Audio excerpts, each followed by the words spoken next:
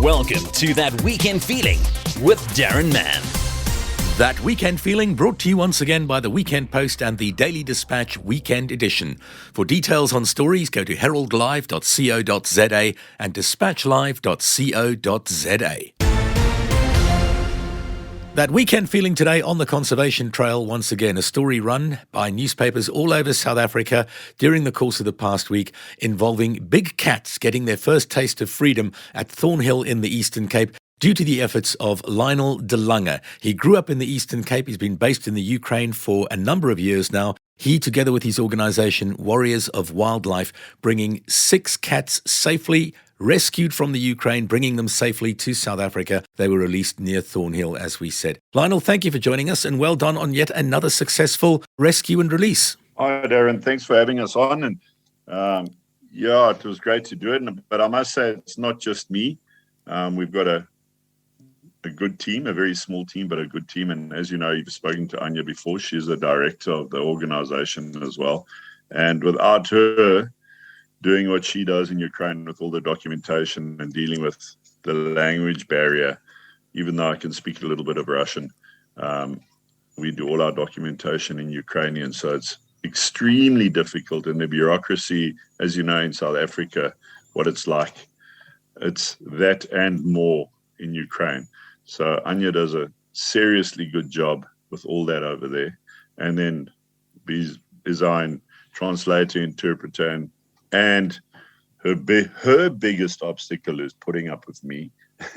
And then we've got Keegan and Lauren at the sanctuary, Simbonga at Thornhill, that did a sterling job building everything with their bare hands. We worked on a very small budget, very, very small budget, to get everything ready and all the enclosures up to spec for the cats to be able to fly in and just step into their enclosures.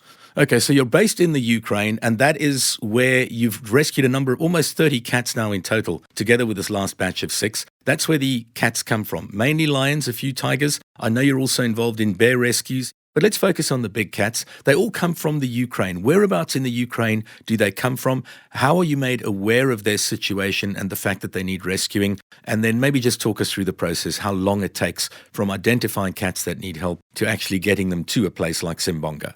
Okay, so we don't even know the numbers, but we reckon just in Ukraine alone, that there are probably in excess of 150 to 200 cats in captivity, lions and tigers in captivity in Ukraine. And that number is most certainly increasing because there's no stopping with the breeding.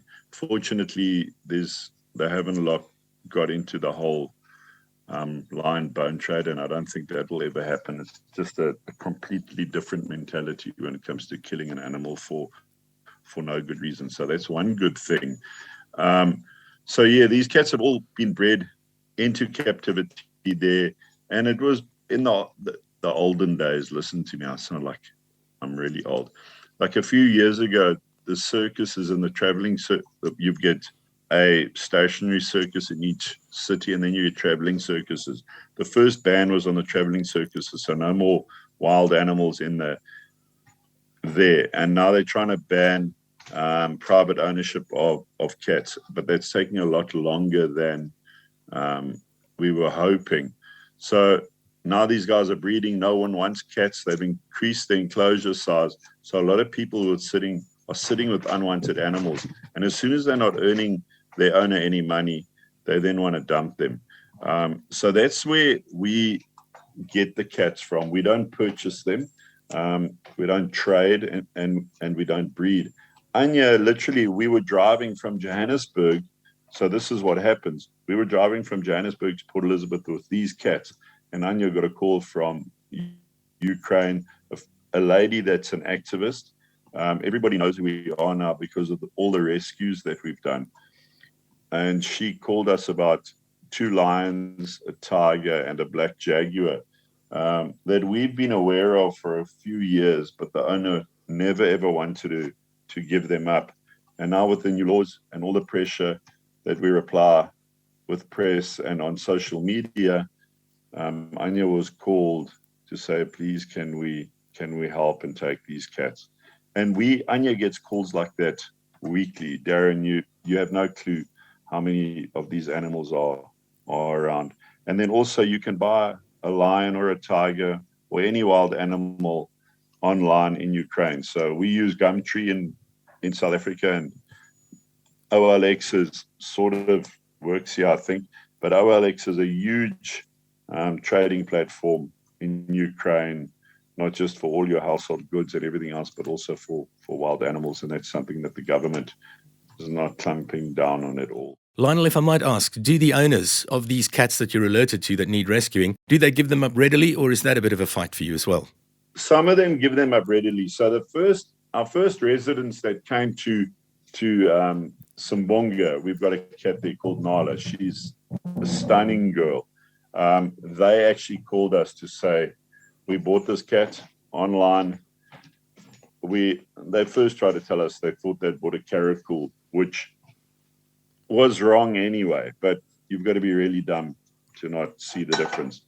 And they'd bought this cat and they called Anya to say, we've made a mistake. We really need help. Can you help us with her?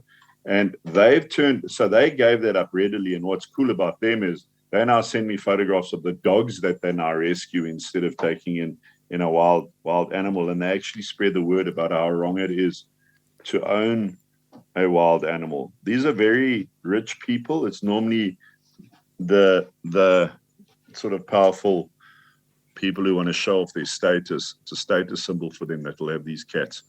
And then some of them won't. I mean, my life has been threatened. One breeder tried to flatten me with his car.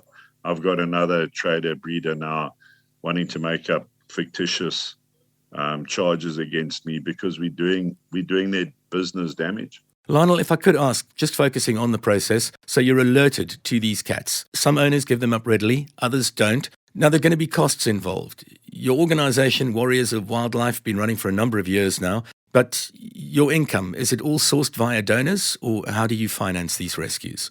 Everything is sourced via donors and obviously corporate sponsor. And then, if we're really running into trouble, I'm by no means a rich man at all. But we've had to use some of our own funds at times to make ends meet. It's been really difficult these last couple of years with COVID. Funding, I wouldn't say has dried up, but we've taken a hard knock.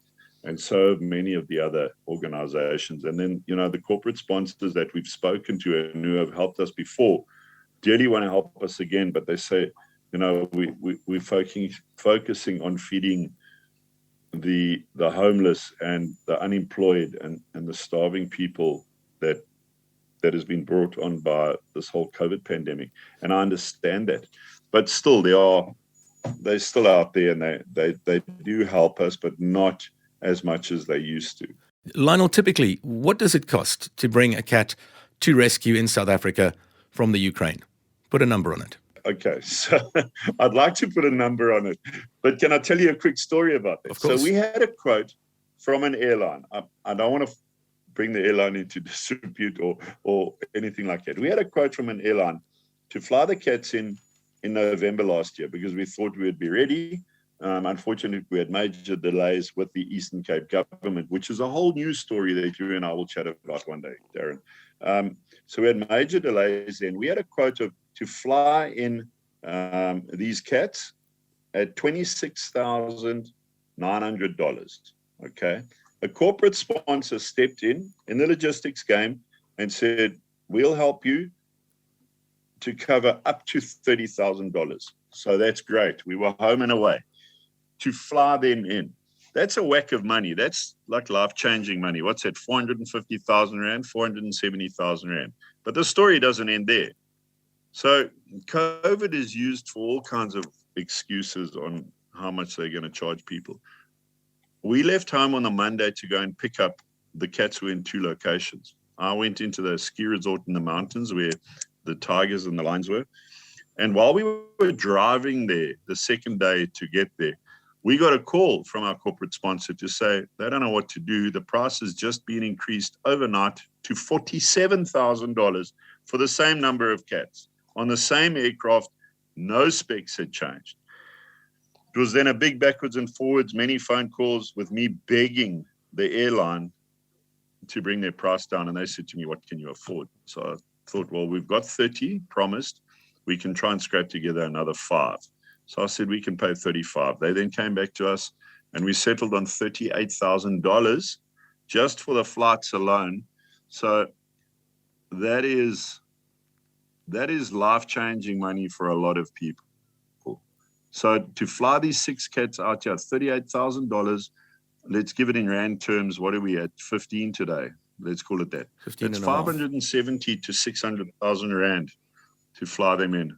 But hold on, we're not even close to that finished yet. Then we've got to build a night shelter. We've got to build the enclosures for them. Yeah, that's about 5,000 rand, $5,000 each. So 75,000 rand for that times 6, and all our feeding, transport costs, crate costs. So this project, we're just doing the final tallies now.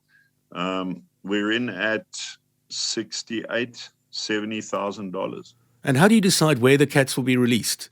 All right. So after our first relocation in 2018, I'm glad you asked me this question. So before we had our own sanctuary. So Simbonga is our sanctuary. This is where all our rescues will come to from now onwards. So in 2018, we did a rescue of 4 lions to a facility in South Africa. On the 14th of December, we went back home. One of the lions, which we battled, he was a little cub, we fought. This is the same guy who threatened to kill me and flatten me with his car. We struggled to get this cat away from this individual. He only lived for 28 days in South Africa because of the people who took him in didn't do everything right. And I said to Anya, we were on our way to Kiev to go and arrange another rescue. I said, because of this, we have to be responsible for these cats' lives for the rest of their lives. We're handing them over to someone else and then them not doing the right thing. It's bad for the cat. It's bad for us, and it's bad for the donors who put so much money in, and then one of the cats die in their care. The other 2 facilities, big promises were made with regards to enclosure sizes, where they haven't even met the legal requirements, and that's something we're looking into as well. With regards to our cats, we've gone over and above what the Eastern Cape government wants. I'm not going to fly a cat into South Africa and then stick it in the legal required size of 400 square meters per cat. I mean, why even waste your time doing that? So we've gone 1/4 of a hectare per cat on as a starting size on all our enclosures, and then they'll be increased at a later stage. We've also been promised by the other sanctuaries that we've worked with that there will be no interaction, and that hasn't happened. We know and have photographs and video proof of full interactions with the cats. So that has made us make the decision to have our own sanctuary. It took a long time, but now we will do it our way, and we will have no interaction, and we will have the right size enclosures, and we will make sure that the cats are safe. Lionel, so you are based in the Ukraine at the moment. Well, yes, but we're going to be... So what happens is, you were asking about length of time. So Anya will get a call, and we decide, right, we're going to work on that, releasing that cat. So here's where the time starts. If the guy gives it up voluntarily, it's a few contracts, changing ownership, and then getting the vets involved, getting them chipped and vaccinated and whatever. We then do our applications to the Ukrainian government to bring them into South Africa. Only once that is approved, we then send it to the South African government for them to approve the CITES import permits. Then the international veterinary import permits that go along with it. Believe it or not, that lions and tigers have to be tested for COVID before they travel. So they have to have COVID tests. Fortunately, not 3 days before they fly, but we have 30 days in which to test them for COVID. That process normally takes, the shortest time we've ever done it has been just over 9 months, has been taken to do a relocation. Then we've got to build a crate and get all those things ready. out of those 9 months, we really only work very hard for 2 of the months because we're sitting waiting for permits. And then we get going and we fly them out. So now that we have our own sanctuary, instead of me sitting in Ukraine for 4 months, 5 months doing nothing, we thought we'd rather be back at the sanctuary, help make it work, do all our educational stuff and educational tours and on and on and on, because we don't want to be begging for money anymore. We want the sanctuary to sustain itself. So we've got accommodation for people to use, and everything, all the money that it's generated at Simbonga goes back into the care of the cats. So saying that we're based in Ukraine permanently is no longer. We'll go backwards and forwards to do the rescues. For example, we're going back in March because we have a bear that her permits are ready and she will be relocated to Romania in March, and then we'll be back here again and we'll start working on the next rescue locally, which we can also talk about later. I think you know what I'm referring to. And then we'll look at 1 or 2 more international rescues. The problem is the international ones are becoming so expensive, Darren. I mean, I just gave you the numbers. And with the things the way they are in the world, there's not that much money floating around to do these kind of things. Well, it's a great job that you've done so far together with your organisation, Warriors of Wildlife. If anyone would like to check out the story involving the latest rescue, it is available online. And anyone who'd like to get involved and assist you in any way, Lionel, how would they make contact? You've got a website, a Facebook page? Yeah, we've got a Facebook page. It's Wow Ukraine. That's still going to be changed, but for now it's Wow Ukraine on Facebook. We've got a website, warriorsofwildlife.org, and then also simbonga.co.za. We can be reached, and all our contact numbers and email addresses on all 3 of those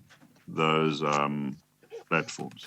I'm going to leave it there, Lionel. We appreciate you joining us on the podcast today, That Weekend Feeling. We look forward to more rescues from you and your supporters and your Warriors of Wildlife team. And well done on the work you've done so far. Much appreciated. Aaron, thank you very much, and thanks for having us on and helping us spread the word. That was That Weekend Feeling with Daron Mann.